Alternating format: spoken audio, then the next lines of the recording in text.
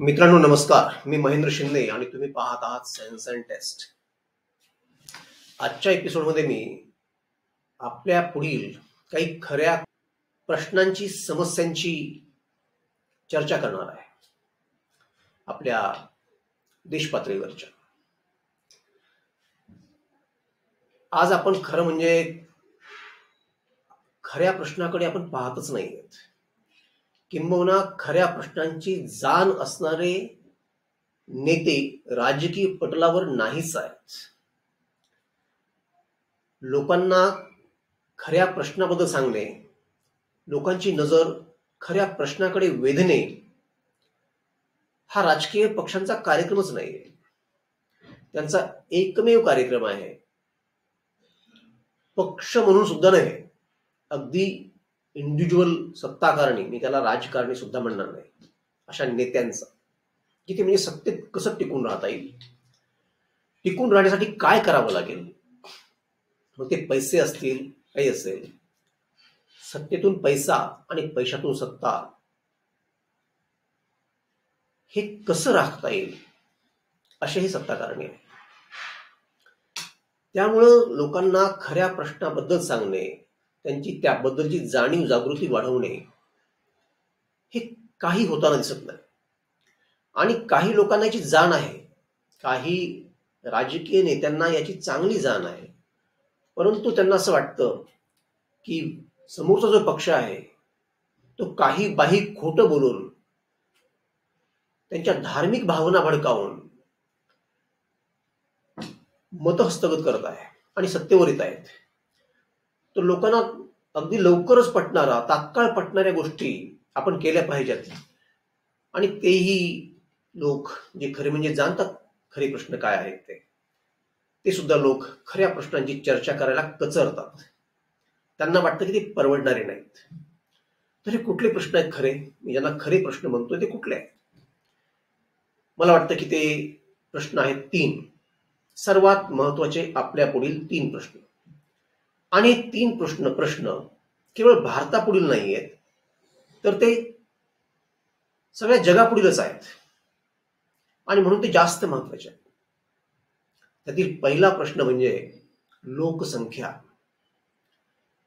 लोकसंख्या हा भारतापुढील आणि जगापुढील सर्वात महत्वाचा प्रश्न आहे. आणि या प्रश्नातच मी नंतर जे 2 प्रश्न सांगणार आहे त्याचीही मुळं आहेत.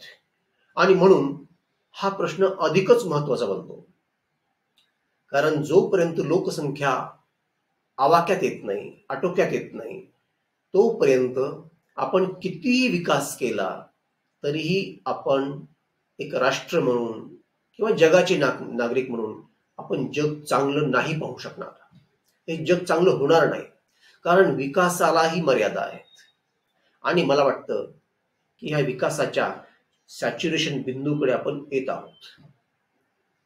हे आता ओळखायला हवं. मला वाटतं की काहीच दिवसांनी लोक सांगायला सुरुवात करतील, जाणते लोक सांगायला सुरुवात करतील, याबद्दल बोलायला सुरुवात करतील की विकास नको.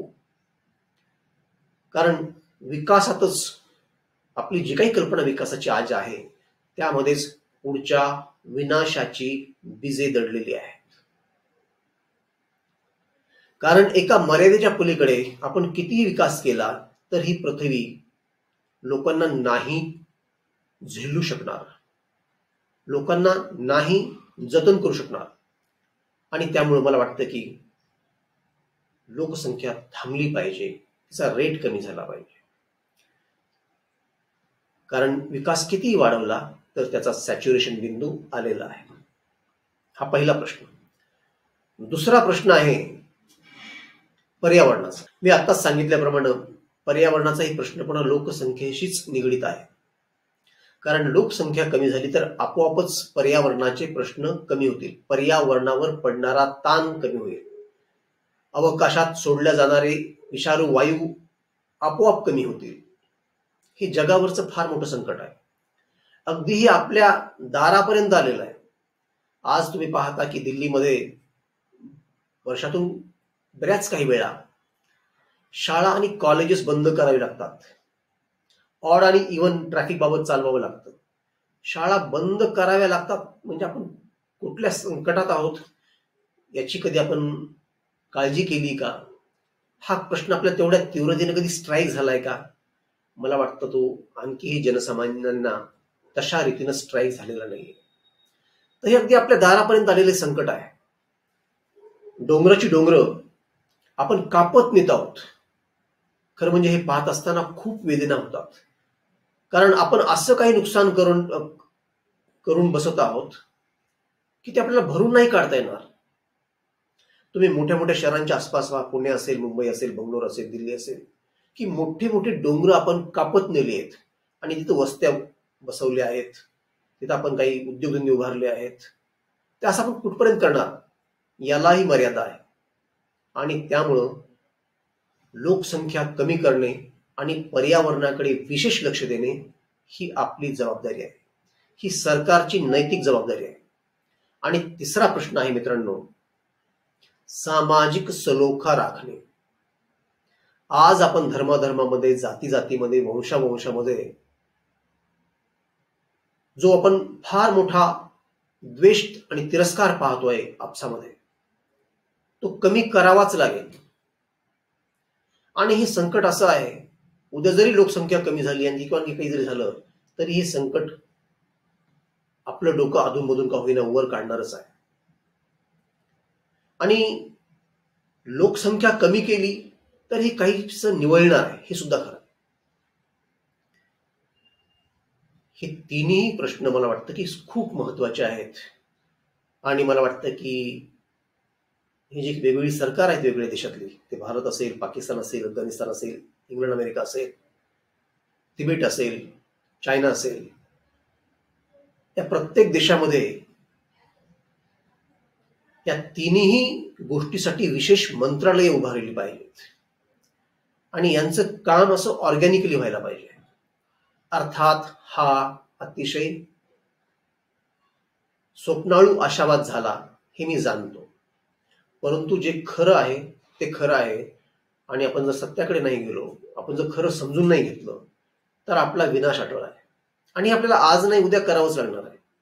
परंतु दुर्दैवाची गोष्ट अशी आहे की आज मात्र हे सगळं होताना तर दिसतच नाहीये, परंतु त्याच्या विपरीत होताना मात्र नक्कीच दिसतं. ह्या तीन आपण जर नाही गोष्टी केल्या तर आपला विनाश अटळ आहे. फक्त तो कधी होतो, आज होतो की उद्या होतो की परवा होतो, त्यांची 100 वर्षांनी होतो, फक्त एवढंच पाहायचं आपल्यापुढे काम राहील. तर मित्रांनो, ह्या आव्हानांची गंभीरता ओळखा आणि त्या दृष्टीनं विचार करायला लागला. आणि मुख्य म्हणजे एक जनमताचा रेटा तयार करणं गरजेचं आहे यासाठी, जेणेकरून आपली सरकार हलतील त्या दृष्टीनं. आपण सरकारवर दबाव आणला पाहिजे. समाजातील जाणत्या लोकांनी, जाणत्या संघटनांनी, पर्यावरणावर काम करणाऱ्या, लोकसंख्येवर काम करणाऱ्या आणि एकूणच सर्वांचं सम्यक कल्याण पाहणाऱ्या संघटना, यांचा दबाव वाढणं, त्या मजबूत होणं, त्यांचा दबाव सरकारवर येणं आणि सरकार त्या दृष्टीनं काहीतरी हालचाल करू लागणं हे अतिशय महत्वाचं आहे. आपल्याला याबद्दल काय वाटतं ते आपण कमेंट करून मला सांगा. आपली काही मत असतील नक्कीच. हा व्हिडिओ आवडल्यास आपण लाईक करा, शेअर करा आणि चॅनलला सबस्क्राईब करा. तोपर्यंत नमस्कार.